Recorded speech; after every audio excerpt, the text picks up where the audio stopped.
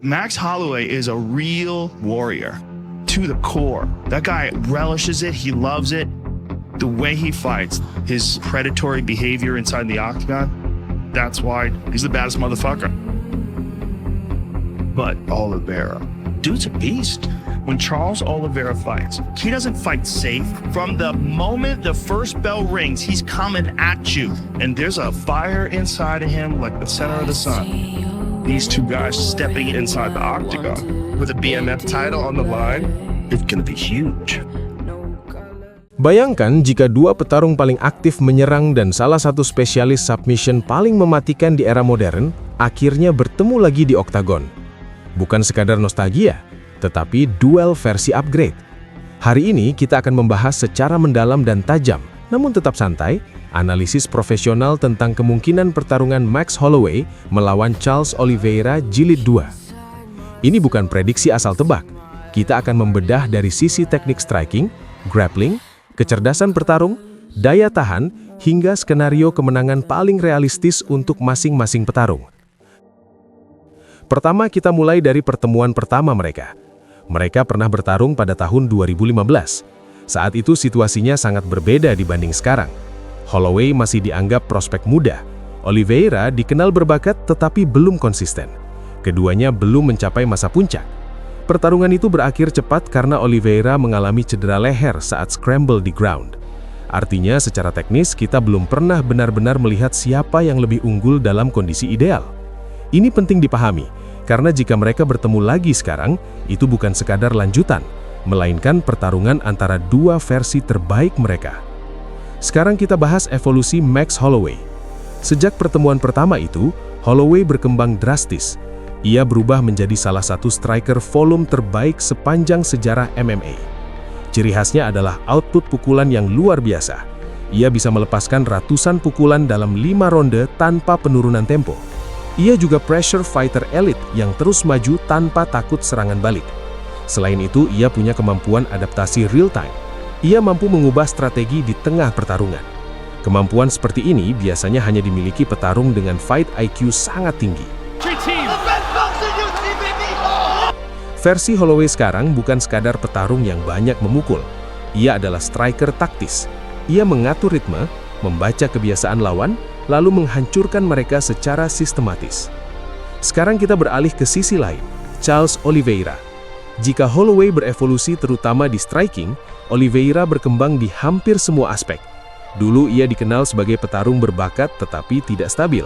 Kadang stamina bermasalah, kadang mental goyah saat ditekan.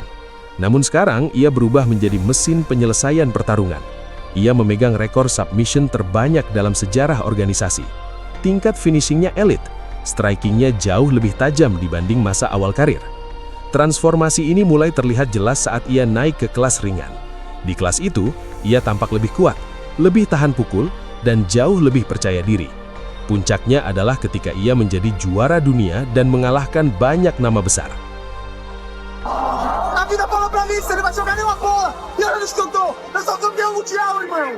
Versi Oliveira sekarang adalah kombinasi grappler elite, striker agresif, dan pemburu finish yang sangat berbahaya.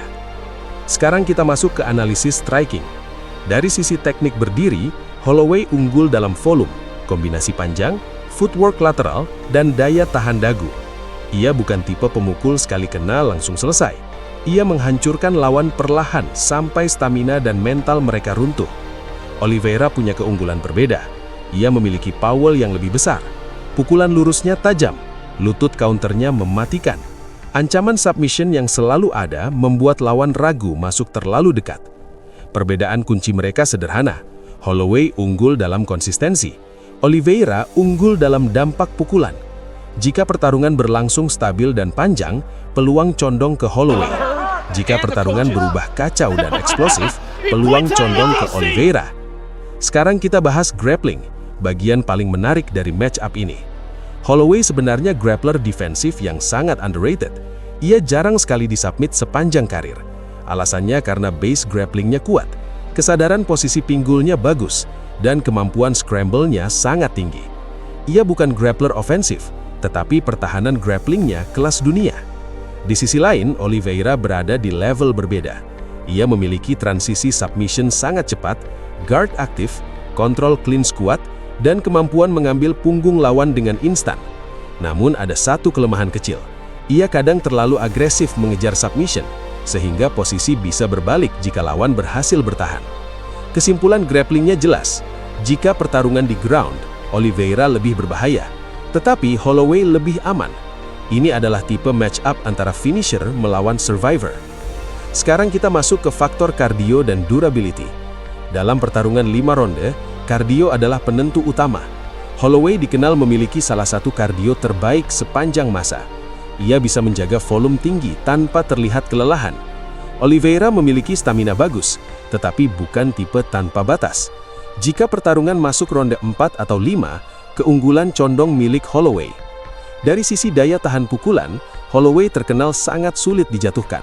Ia jarang knockdown dan punya recovery cepat.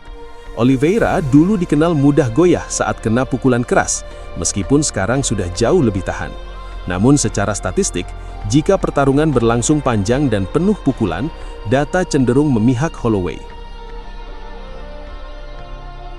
Sekarang kita bahas Fight IQ.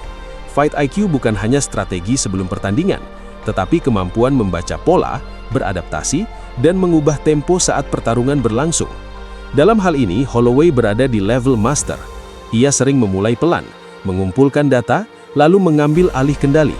Oliveira lebih seperti petarung insting. Ia sangat berbahaya dalam situasi kacau, tetapi kadang terlalu percaya momentum. Artinya jika pertarungan berjalan teknis, Holloway lebih unggul. Jika pertarungan berubah liar, Oliveira lebih unggul. Sekarang kita bahas jalur kemenangan masing-masing.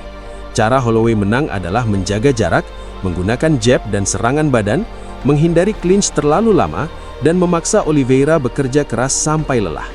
Skenario kemenangan paling realistis baginya adalah TKO di ronde akhir atau kemenangan angka dominan. Cara Oliveira menang adalah menekan cepat, memaksa scramble, menyerang leher, dan membuat pertarungan berantakan. Skenario paling realistis baginya adalah submission di ronde 1-3.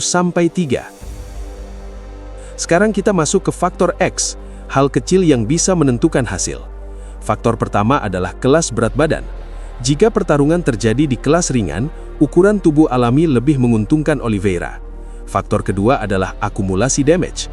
Holloway terkenal tahan pukul, tetapi ia juga sudah menerima banyak pukulan sepanjang karir.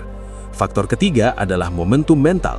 Oliveira adalah tipe petarung yang sangat berbahaya saat sedang percaya diri dan berada di jalur kemenangan. Sekarang mari kita simulasikan alur pertarungan realistis. Di ronde pertama, Oliveira kemungkinan akan agresif. Holloway akan membaca tempo. Ada kemungkinan Oliveira mencetak knockdown awal. Di ronde kedua, Holloway mulai menyesuaikan. Volume pukulan meningkat. Oliveira tetap berbahaya dengan submission. Di ronde ketiga, momentum bisa mulai bergeser. Oliveira sedikit melambat, Holloway mulai mengontrol jarak. Di ronde keempat, tekanan Holloway terasa. Oliveira mungkin mulai lebih defensif. Jika pertarungan mencapai ronde kelima dan belum selesai, itu wilayah Holloway. Jadi siapa lebih unggul? Jika pertarungan hanya 3 ronde, peluangnya sangat seimbang. Jika 5 ronde, sedikit condong ke Holloway. Alasannya karena gaya bertarung Oliveira sangat eksplosif, sedangkan Holloway dirancang untuk perang panjang. Prediksi objektifnya seperti ini. Oliveira memiliki senjata paling berbahaya. Holloway memiliki sistem yang paling stabil. Hasil paling realistis hanya 2 kemungkinan. Holloway menang TKO ronde 4 atau Oliveira menang submission ronde 2. Artinya pertarungan ini adalah benturan antara konsistensi melawan kemampuan menyelesaikan. Kesimpulannya, rematch ini bukan sekadar menarik. Ini adalah duel catur gaya bertarung. Striker volume terbaik melawan spesialis submission paling produktif. Dan jujur saja, ini tipe pertarungan yang hasilnya bisa berubah hanya karena 1 detik kesalahan. Jika duel ini benar-benar terjadi, kemungkinan besar kita akan mendapatkan kandidat pertarungan terbaik tahun ini. Ringkasan cepatnya begini, ronde awal milik Oliveira, ronde akhir milik Holloway. Pertarungan kacau menguntungkan Oliveira, kontrol tempo menguntungkan Holloway. We've never been boring fights. We're warriors in every sense of the way, so it's gonna be one for the history books.